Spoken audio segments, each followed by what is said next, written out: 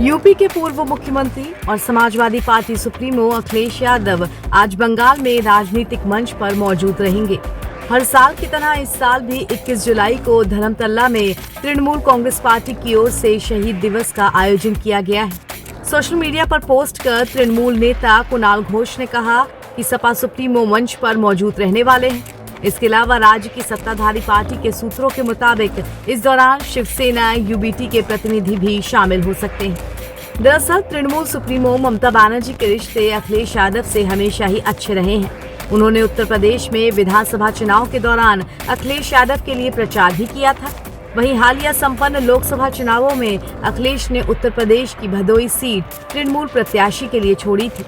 सूत्रों के मुताबिक अखिलेश ने खुद ममता को फोन कर शहीद दिवस रैली में शामिल होने की इच्छा जताई थी।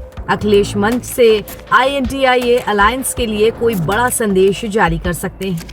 दूसरी ओर अंबानी की शादी में शामिल होने के लिए कम से कम समय निकालकर ममता ने मुंबई में उद्धव ठाकरे से मुलाकात की थी। अब 21 जुलाई को मंच पर अखिलेश और उद्धव के प्रतिनिधियों की मौजूदगी राजनीतिक लिहाज से काफी अहम मानी जा रही है।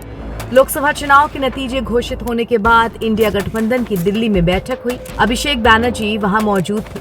उसी वक्त उनकी मुलाकात अखिलेश यादव से हुई। लोकसभा चुनाव में NDA 400 सीटों का लक्ष्य लेकर चला था, लेकिन 293 सीटें ही जीत सका। बीजेपी को अकेले बहुमत नहीं मिला। लोकसभा चुनाव के बाद देश के अलग अलग राज्यों में हुए उपचुनाव में भी बीजेपी को झटका लगा। तो कुल मिलाकर 21 जुलाई को मंच पर अखिलेश की मौजूदगी देश के राजनीतिक लिहाज से काफी अहम मानी जा रही है। गौर करने वाली बात यह है कि 21 जुलाई को ममता बनर्जी मंच से क्या संदेश देने वाली है। सभी पक्ष उस पर विचार कर रहे हैं। लोकसभा चुनाव में बंगाल में तृणमूल ने अच्छा प्रदर्शन किया था। राज्य में सत्तारूढ़ पार्टी ने 42 में से 29 सीटों पर जीत हासिल की थी। बीजेपी की सीटों की संख्या घटकर 12 रह गई और कांग्रेस ने सिर्फ 1 सीट जीती।